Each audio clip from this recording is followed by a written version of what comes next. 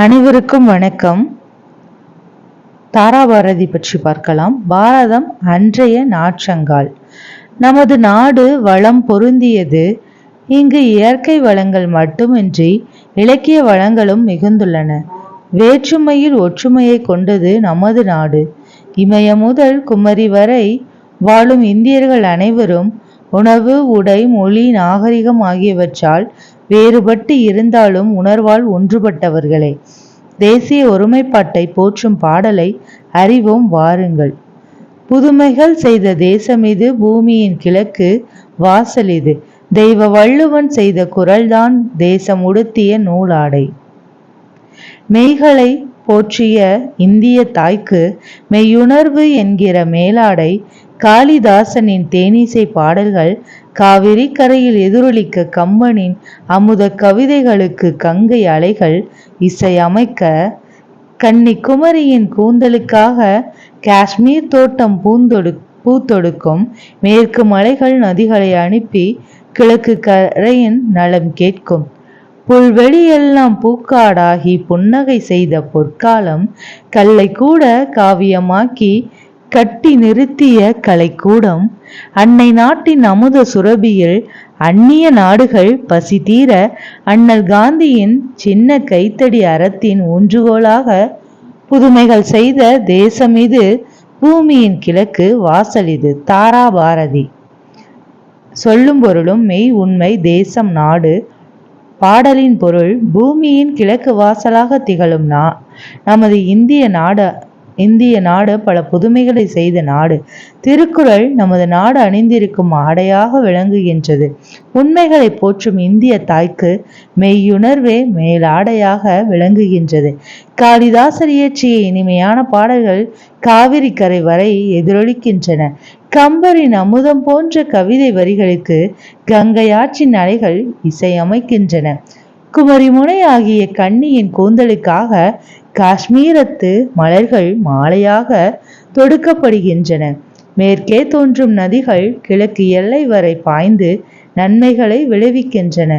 புல்வெளிகள் எல்லாம் பூக்கள் மலர்ந்து ஒரு காலமாக புன்னகை புரிகின்றன.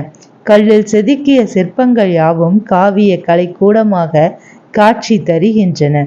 அல்ல அல்ல குறையாத அமுத சுரபியாக அன்னை பாரத நாடு திகழ்கின்றது. நம் நாடு பிற நாட்டு மக்களின் பசியையும் போக்கி வருகின்றது. அறத்தின் ஊன்றுகோலாக காந்தியடிகளின் அகிம்சை என்னும் சிறிய கைத்தடி விளங்குகின்றது. நூல்வெளி. தாராபாரதியின் இயற்பெயர் ராதாகிருஷ்ணன். கவி ஞாயிறு என்னும் அடைமொழி பெற்றவர். புதிய விடியல்கள், இது எங்கள் கிழக்கு, விரல் நுனி வெளிச்சங்கள் முதலானவை இவர் இயற்றிய நூல்களாகும். இப்பாடல் தாராபாரதியின் கவிதைகள் எனும் தொகுப்பில் இடம்பெற்றுள்ளது. திண்ணையை எடுத்து தெருவாக்கு. உட்கார் நண்பா, நலந்தானா? நீ ஒதுங்கி வாழ்வது சரிதானா? சுட்டு விரல் நீ சுருங்குவதா? உன் சுயபலம் உனக்குள் ஒடுங்குவதா? புல்லாய் பிறந்தேன் நானென்று நீ புலம்ப வேண்டாம். நெல் கூட புள்ளின் இனத்தை சேர்ந்ததுதான். அது பூமியின் பசியை போக்கவில்லை. கடலில் நான் ஒரு துளி என்று நீ கரைந்து போவதில் பயன் என்ன? கடலில் நான் ஒரு முத்தென்று நீ காட்டு, உந்தன் தலை தூக்கு.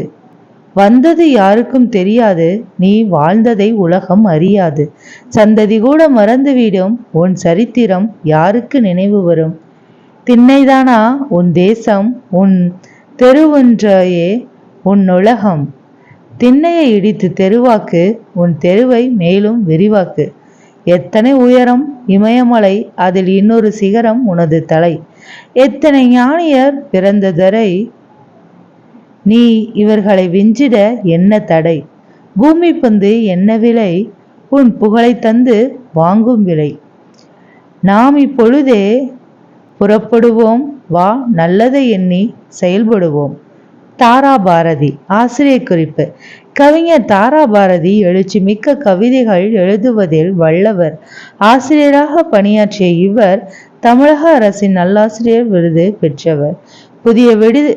புதிய விடியல்கள், இது எங்கள் கிழக்கு, தாராபாரதி கவிதைகள் முதலியன இவர் தம் நூல்களுள் சில. இவர் வாழ்ந்த காலம் 26/2/1947 முதல் 13/5/2000 வரை. நன்றி.